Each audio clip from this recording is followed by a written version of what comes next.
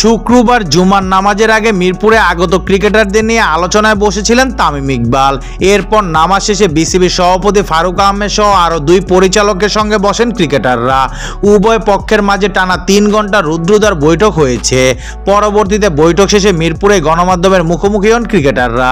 তাদের প্রতিনিধি হয়ে 3টি বিষয়ে কথা বলেন তামিম ইকবাল। শুরুতে তাওহিদ হৃদয়ের নিষেধাজ্ঞা ইস্যুতে জাতীয় দলের সাবেক এই অধিনায়ক জানান, নিষেধাজ্ঞা 2 ম্যাচ থেকে 1 ম্যাচ করা হলো, তখনও আমরা কোনো কথা বলিনি। নিষেধাজ্ঞা শেষে সে 2 ম্যাচ খেললো, মানে ওর শাস্তি ততক্ষণে হয়ে গেছে। 2 ম্যাচ খেলার পর শুনলাম তাকে আবারও নিষিদ্ধ করেছে। এটা কোন নিয়মে কিভাবে করেছে আমার জানা নেই। এটা নিয়ে আমরা হতাশ ছিলাম। এটা কোনোভাবেই সাসপেন্ড হতে পারে না। নিষেধাজ্ঞার পর বিসিবি তাকে 2 ম্যাচ খেলতে দিয়েছে, আবার ওকে কিভাবে নিষিদ্ধ করতে পারেন?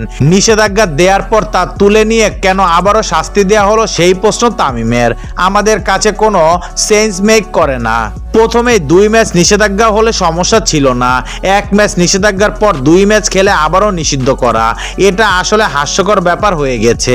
এদিকে কিছুদিন আগে ডিপিএল এ ফিক্সিং এর অভিযোগ উঠেছিল। সেখানে অভিযুক্ত 2 ক্রিকেটারদের নিয়ে সেই ঘটনা আবার প্রকাশ্যে অভিনয় করে দেখানো হয়েছিল বিসিবির দুর্নীতি দমন ইউনিটের অধীনে, যা ভালোভাবে নেননি ক্রিকেটাররা। এই প্রসঙ্গে তামিম বলেন, কিছুদিন আগে গুলশান ও শাহিনপুকুরের ম্যাচে অপ্রত্যাশিত ঘটনা ঘটেছে।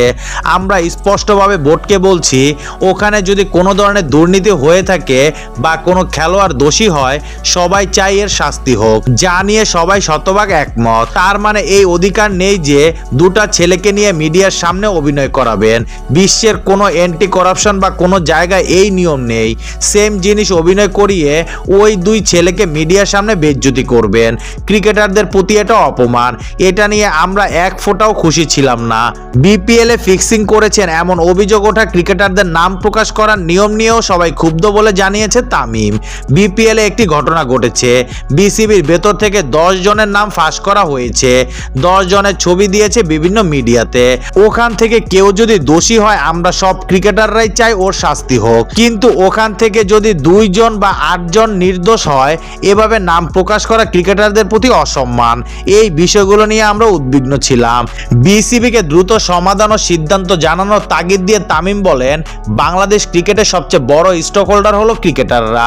ক্রিকেটারদের সঙ্গে এভাবে করলে হয় না। বোর্ড প্রেসিডেন্টকে অনুরোধ করেছিলাম আসার জন্য, উনি এসেছেন। সঙ্গে আরও 2 জন বোর্ড পরিচালক ছিলেন। লম্বা আলোচনা হয়েছে। বলেছি দ্রুত সিদ্ধান্ত নেন, আমাদের জানান। যেহেতু আজ খেলা, আমার মনে হয় দ্রুতই সিদ্ধান্ত দিয়ে দেবেন।